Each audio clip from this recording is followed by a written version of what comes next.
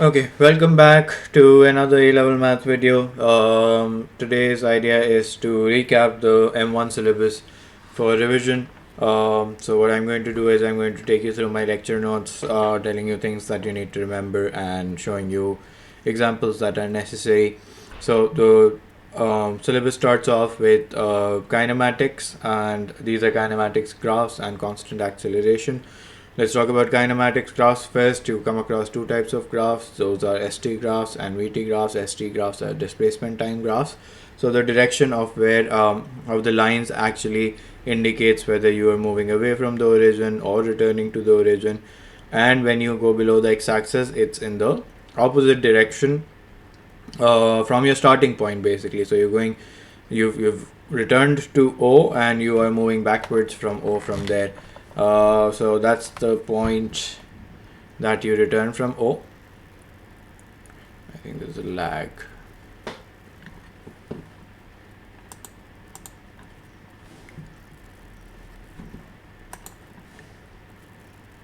So there is this point where you return to O, and then you are moving backwards from O, so that's negative displacement basically. In this case, you are returning from O, that's rest. The gradient of this displacement time graph indicates velocity, so it also tells you the direction. Then you have the VT graph. The VT graph shows you the acceleration through its gradient. This negatively sloped line is called a deceleration, and then you sort of go in the opposite direction when you cross the x-axis here as well. Not You don't go in the opposite direction, but you turn back and you start coming towards O, or your initial point. It depends on whether you reach O or not. It depends on the graph, so there's no binding rule for that. The slope of a VT graph indicates acceleration. Area between curve and x-axis indicates distance traveled.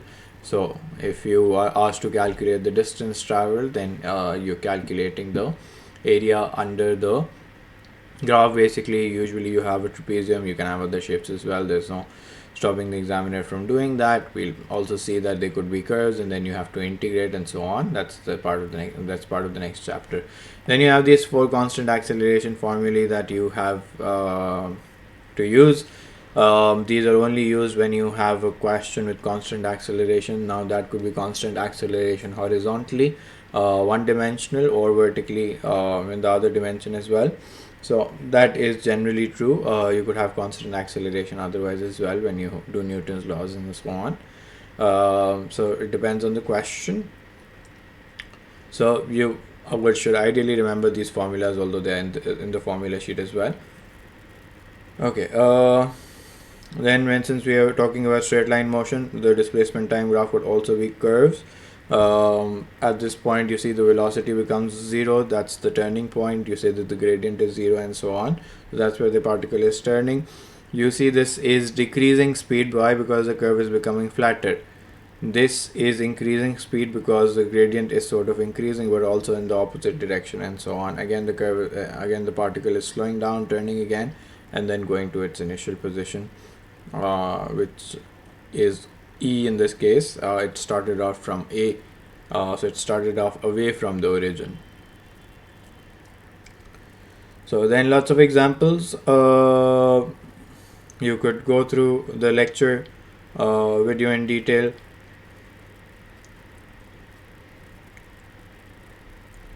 Lots of examples. Some are challenging, some are not very challenging. This topic, to be honest, is not the most challenging of chapters in M1. So you can try to stop wherever you want, try to do a few questions and see how it moves. Sometimes the algebra does become a little complicated, and I would suggest that you do this question. It's a long question, it's an 8-mark question. Pause there and do this, and you should be able to get a hang of things.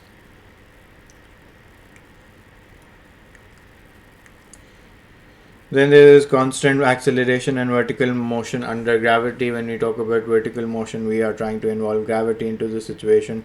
Gravity is 10 meter per second square. Remember that 9.8 is not used in M1, although that's the more appropriate value, but the M1 exam requires you to use 10 meter per second square. When you are going up, acceleration is negative. Why? Because the particle will slow down. It will reach its highest point when v equals to 0, and then it's going to start coming down. When it starts coming down, its acceleration is 10. But one thing that I want to mention here is that sometimes the situations are like that, where you sort of have the particle going up and then returning to its initial, returning back, and you sort of trying to model that journey. So remember that you can either break up the journey into two parts. One is the part where the particle goes up and then it comes down. Otherwise, if you're using these constant acceleration formulas, what you can do is you can take the initial conditions to work the journey throughout. So you can take acceleration as minus 10 and then try to work the journey throughout, and the question will itself try to, or the formulas will themselves try to handle the situation, and that's what happens in most questions. So remember that you can model the journey in two different ways: either break up the journey into two parts or take the initial conditions. You could see lots of questions being done here. The maximum height is reached when v equals to 0 if you throw a particle up. Remember that if you simultaneously, there are two particles involved and one is thrown a little later than the first one, then there is certainly going to be a time difference. Now this t that you have in the question is the time traveled. So if you are throwing a particle later, such as in this question, it's projected 0.4 seconds later, remember that it's going to travel less time than the first particle. The first particle would be traveling more time. This is a common confusion that you have. It's not x plus 0.4. For q, it's tx minus 0.4 or t minus 0.4 in this case. Again, lots of questions. I don't have time to do any of these right now. So that's kinematics and constant acceleration. Then what I've done is I've divided, when I teach this topic, I divide it into two different parts: kinematics and calculus. So I'm talking about kinematics and differentiation and integration with those questions, because it's not necessary to always have straight lines on the graph. Sometimes you can have curves as well. So when you have curves, it's necessary to sort of integrate and differentiate to find gradients and areas and so on, so that you can find distance traveled as well. So remember that when you differentiate a displacement time graph, it becomes a velocity time graph. When you differentiate that, it becomes an acceleration time graph, and you can return back by integrating. But when you're integrating, the plus c is involved. You have to be careful about that. In a lot of cases, it's going to be 0 unless there is some initial condition given to you, or the particle is not starting from O, it's starting from A, and so on. And it depends on where you're modeling the journey from. So that part is a little tricky. You have to be careful. In a lot of questions, that won't even matter. Why? Because when you're trying to find the area under the graph, what you can simply do is apply the limits. So if you're applying the limits, then automatically the c gets eliminated, so you don't need to worry about it. Okay, about differentiation and integration, this will largely just involve the differentiation and integration that you learn in P1 and not more than that. And the simple reason is that M1 can be given in the first year of your A levels, which means that you would only have done P1 by then. So you cannot have complicated integration. You can not have integration by parts or exponentials or trigonometry for that matter. Okay, then a momentary halt or instantaneous rest means v equals to 0. Initial conditions means time equals to 0, so you need to know that. Maximum velocity is reached when acceleration is 0. So if you want to maximize something, you basically differentiate it and equate it to 0. So if you differentiate a VT graph, it becomes an AT graph. So acceleration then is 0 in order to maximize the value of the velocity. And lots of questions done here.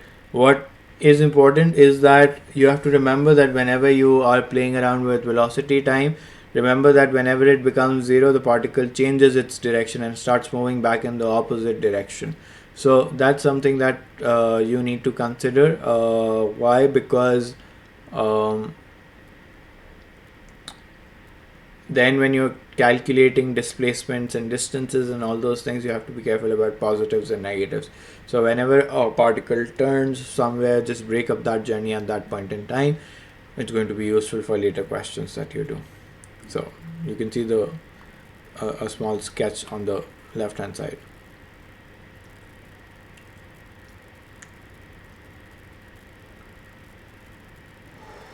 These are all the questions that I do in class.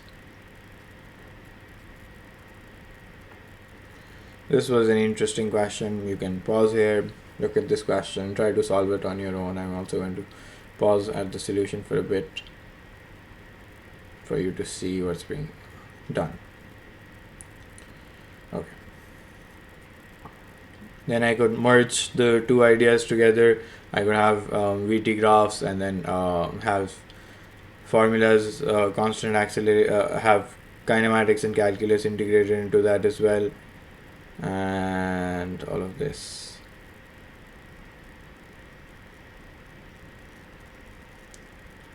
Some more past paper questions.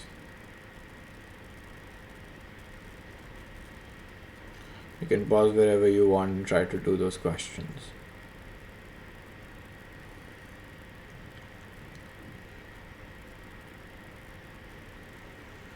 Okay, that's the end of kinematics. The next chapter that you have is forces. The first part of forces that I teach is coplanar forces and equilibrium. Coplanar means that they are acting in the same xy plane. There isn't a z-axis involved. Remember, that's also important. So let's talk about types of forces. We already know weight.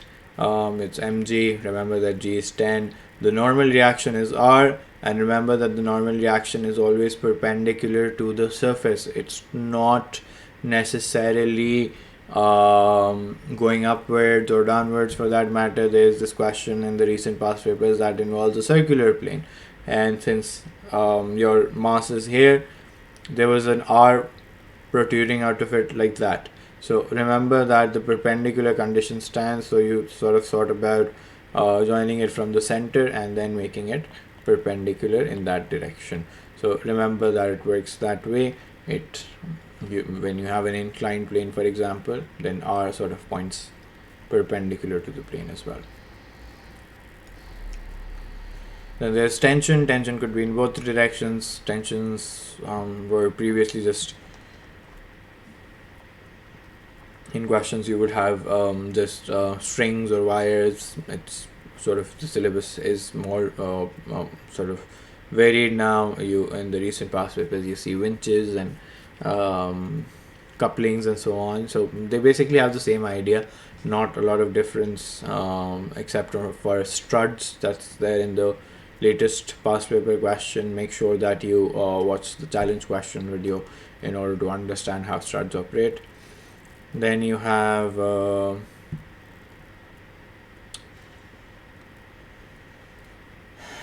resolution of forces. You can break down any force into its x and y components. The vertical component, or the one opposite the angle, becomes f sine theta, and the one adjacent to the angle becomes f cos theta, like I've resolved it.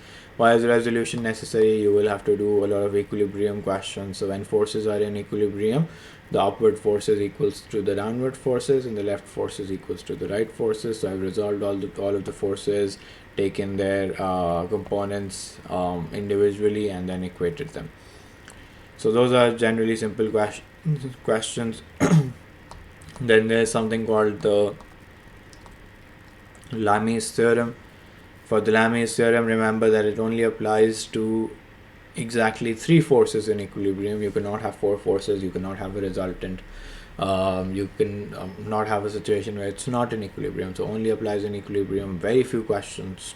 That shouldn't be your first thought. But if you come across 3 questions in equilibrium, you can still use Lami's theorem. It operates on the sine rule. For the details, you should watch the lecture video. Then one thing about a resolution of forces is it's not necessary to just sort of have vertical and horizontal directions.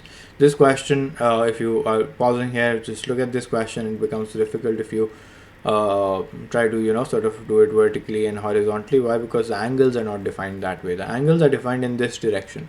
So what you can then say is that say that my axis is tilted, and those are my vertical directions and those are my horizontal directions. The idea is that if you resolve them correctly in whatever direction you want, and there's a standard direction involved, you will sort of get to the final answer with up equals to down and left equals to right. You can have a different up and different down and so on. And some more questions. Let's go planar forces and equilibrium.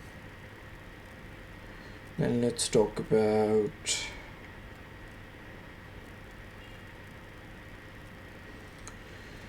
then there is resultants of coplanar forces. So what is resultants of coplanar forces? That it's not necessary to have the forces in equilibrium, they can also lead to resultants. So first we're talking about two forces basically. How do those resultants come through? They come through with a parallelogram. You can see it on the screen. Remember that happens only in two forces, and there are a few questions that solve like that. Those questions you might not be able to solve them by any other method for that matter. For example, this question, try to do it on your own and you will see that the only way to solve this question is through drawing a parallelogram. So the resultant creates a parallelogram, then you find out the direction and the magnitude. The direction is arbitrary in terms of how it's described. You don't need to have a standard method. You're defining it from the x-axis or the y-axis unless the question says so. For example, in this case, the question says that you need to define the resultant with reference to this angle. Now, on this question, there aren't two forces anymore, so you can't draw a parallelogram. There are more than two forces. There are three forces. Three forces does not mean Lami's theorem. You cannot apply Lami's theorem here because that only applies to forces in equilibrium. These are not forces in equilibrium, therefore you cannot apply Lami's theorem in this case. Then when you have resultants, what can happen is that a common mistake is generally to include the resultant into the equations that I found. Now remember that you cannot do that. Sometimes students try to sort of create an equilibrium by involving the resultant. That does not work. A resultant cannot create an equilibrium unless you completely invert its direction and magnitude. What you can do is you can say that the horizontal resultant is 2.997 and that will basically be equal to r sine theta. You can say that and then try to sort of solve the equation. How I solve it is I find out horizontal resultants and vertical resultants, and I create a right triangle of forces, and then I try to find out r and the angle that I need. So I found out the inside angle and then I've converted it into the outside angle in order to satisfy the question. Okay, both ways are equally acceptable. The vertical resultant would in this case be r cos theta, and that's pointing upwards, so I could have said that this is r cos theta.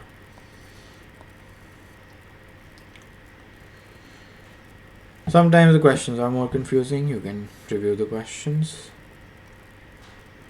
Multiple unknowns, replacement of forces, all of those things are common. Okay, those are forces and resultants. Then we have forces on a plane. That's where the questions start with mass and so on. Remember that whenever you have forces on a plane, make sure to draw your diagram. When the plane is rough, there is going to be a frictional force. Frictional forces can be calculated with the formula mu into r, where mu is the coefficient of friction and r is the normal reaction or the reaction force that you calculate. R is always again perpendicular to the plane, so that's something that you need to know. Remember that friction cannot cause motion. It can just sort of oppose the motion whenever the particle is about to move or sort of moving. That is when friction becomes more relevant. You have situations where you have limiting equilibrium. Limiting equilibrium means that it is on the verge of moving. It's the last point in time where where it was at rest, and then because of the forces acting on it, it would start moving in a particular direction. Why is that important? Because the direction of the motion is important, because it will tell you the direction of the frictional force. So the frictional force is always opposite to the motion, so it's always important to think about where the particle is about to move. In a lot of questions, that's going to be stated moving up or moving down. If it's on an inclined plane like that, remember that the particle has a natural tendency to come down the plane, not go up, and it has to come down the plane. So by its nature, the friction should be acting upwards. Unless there is another force pulling it upwards, the friction is going to point upwards as well. Okay, and lots of questions here as well.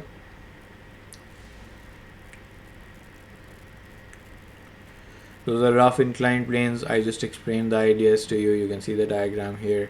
Also important to resolve the weight correctly.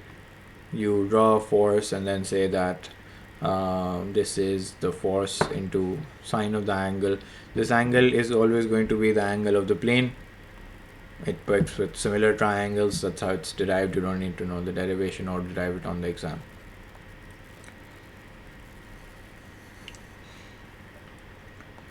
Then there are lots of inclined plane questions and so on. You can sort of review the questions wherever you want. Not very challenging right now. Okay. What's forces in planes?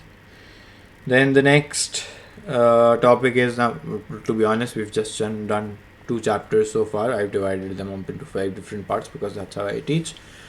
The next chapter is basically Newton's laws of motion. The Newton's laws are stated right in front of you, the first, second, and third. You don't need to know all of them in words.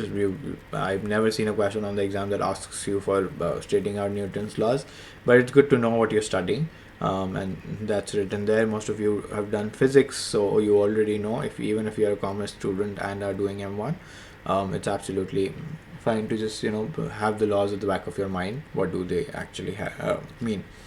So the most important part of Newton's laws is the second law, where you say F equals to ma. What is F? F is the resultant force of the forces acting on the block or particle or whatever the case may be. Now, the motion is in a particular direction. A block of mass on a horizontal plane will not suddenly start flying up. So you say that the particle rests in vertical equilibrium, but it's moving horizontally, so there's going to be a horizontal resultant that way. So F is there for the net force. It's the driving forces minus the resisting forces and so on. On an inclined plane, then you have a sort of a similar idea as well, that you again resolve the forces, net the forces, see where the particle is moving. Now you see the particle is vertically in equilibrium, so therefore R is equals to 250 cos 31. Because it's not going to suddenly start flying up, it's going to move along the plane. There is a certain, I think, is there a friction involved? This is a smooth slope. So a smooth slope means that there is no friction involved. There are lots of questions on this. You can go through the questions.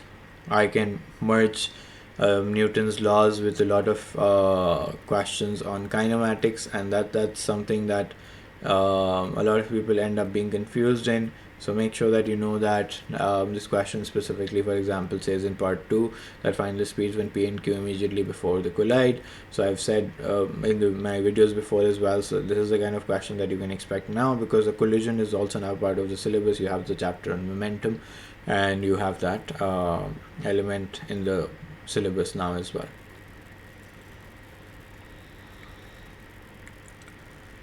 Okay, all these questions, lots of them. So that's Newton's laws. Then something that I teach separately, although that's part of Newton's laws as well, is connected particles and pulleys. Now, a lot of people are confused about connected particles and pulleys. I have done, there's a lecture video as well, and then there's this marathon as well where I try to solve connected particle questions. If you are still confused, please go back and watch them. It's difficult to summarize the concept because pulleys can have lots of different ideas. They can be on inclined planes, they can be on um, sort of freely under gravity as well. The real challenge really comes up when it becomes merged with kinematics questions, such that one particle hits the ground, it stops, that breaks the system. When the system breaks, the tension becomes zero, the system is broken, so there's nothing driving the particles at that point.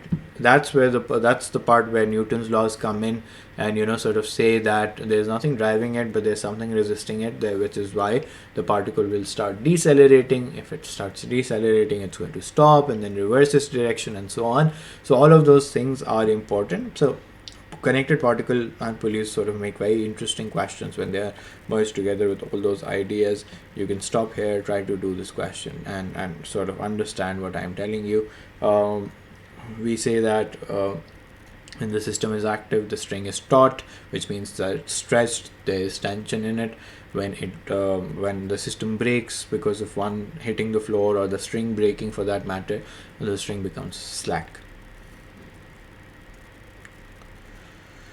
Then connected particles, it's not necessary to just have pulleys. You can also have connected particles which are connected by a rod or a wire, or sort of one car driving another car. Very important questions. A lot of people are confused as to what weight should be taken and so on. Remember that I've always said in the classes that when you are making equations, it's important to realize that these equations that you construct are at particular points. So this is the equation on the car, so I'm just considering the forces that act on the car. Anything acting on the trailer in this case is irrelevant to me. Okay, so make sure that you understand that. You should also read the question. It's acting down the line of greatest slope, so the car is taking it down. Remember that. You should be very clear on your diagram, and then try to sort of draw it and come up with final answers. You can try to do this question. It's an interesting question. I can stop here, and then this is the solution to the question. Okay, moving on to inclined planes. There were recent questions where one of the sides of the plane was smooth, the other was rough, so you can have different situations here as well. Lately I've seen a question with momentum merged into this question as well. Again, a past paper question here with kinematics. So that's connected particles and pulleys.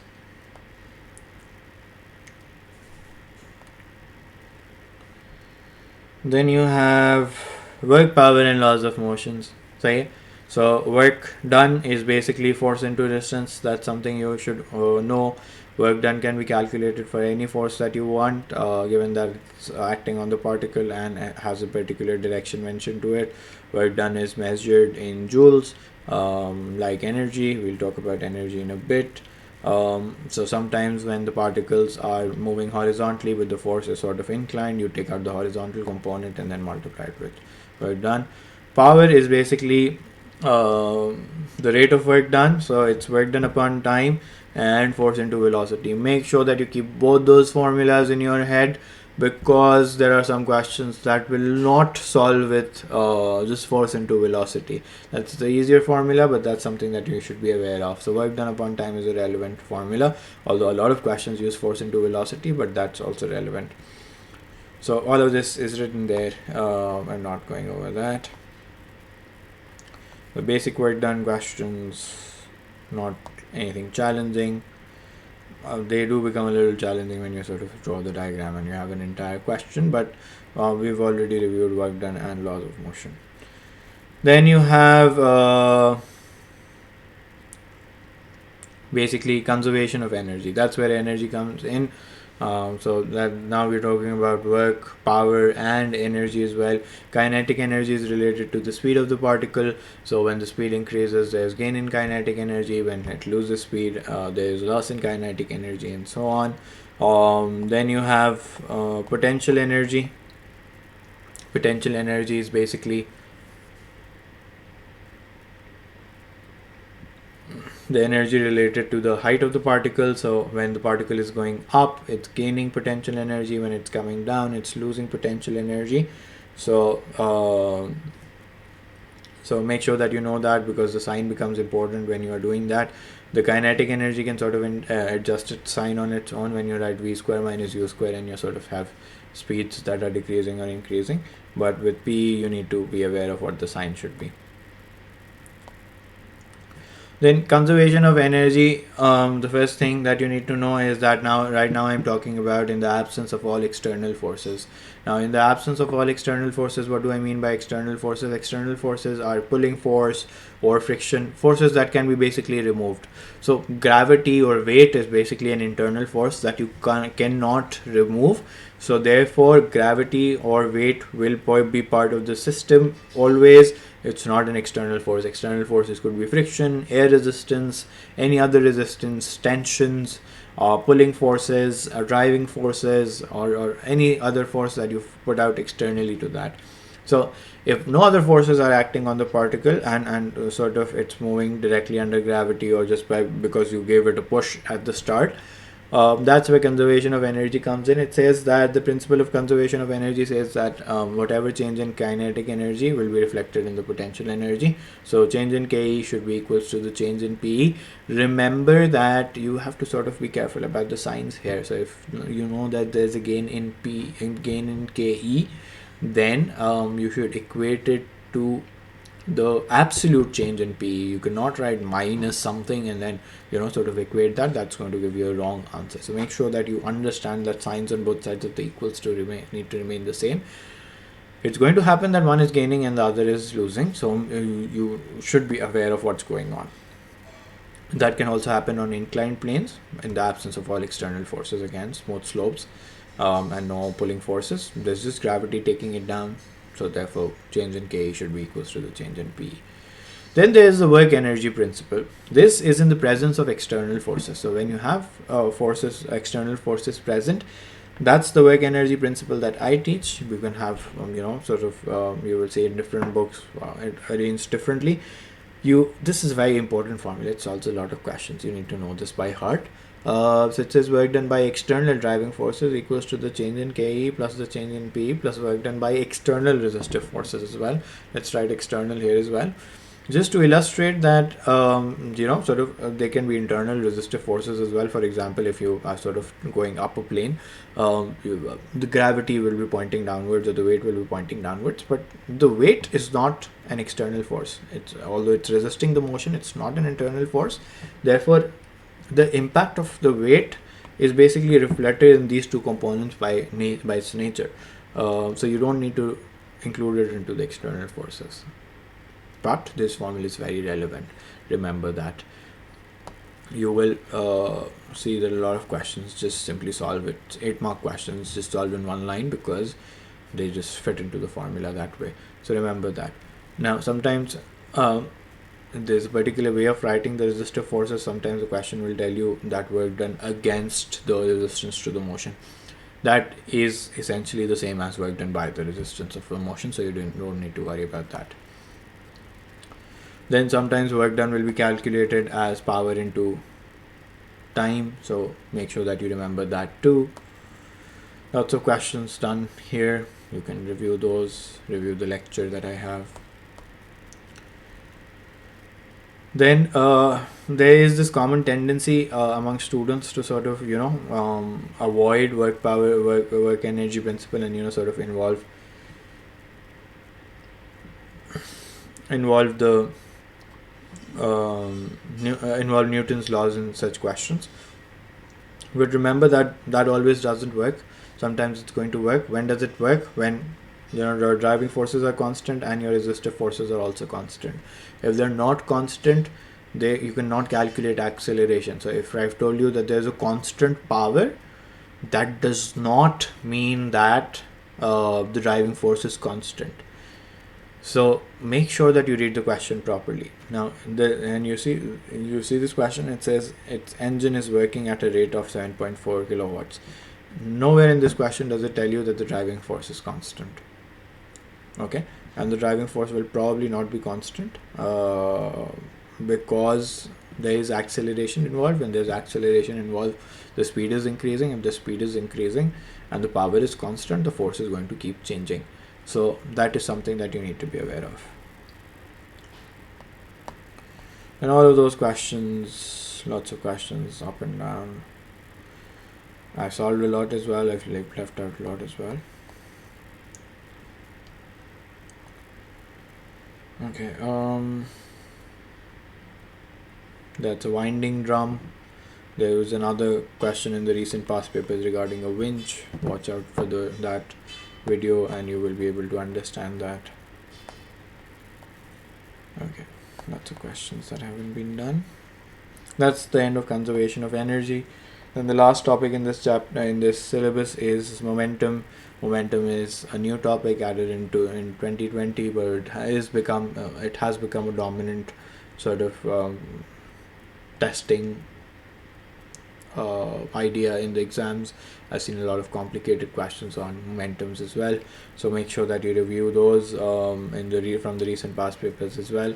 Then momentum is basically mass into velocity, and it says momentum is also a vector, so the direction of the force, the direction of velocity is important, whether you take it as a positive or a negative. The important part of the syllabus is collisions. When particles collide, there is conservation of momentum. What does conservation of momentum mean? It simply means that the total momentum before the impact should be equal to the total momentum after the impact. And in most of these questions, you will be asked to calculate the velocity and direction of the direction of where the particles are moving after they've collided, and then I've also seen questions on kind of merging kinetic energy and all those things with it as well. Okay, the important part also is that there is this other idea of coalesce means join together to form one object. So remember that when it says particles coalesce, their masses come together, so masses get added together.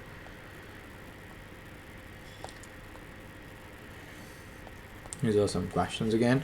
That's the end of the syllabus. It is rather a brief syllabus, not a very long syllabus, but you should remember that the M1 questions are getting tougher as the syllabus has been changed in 2020.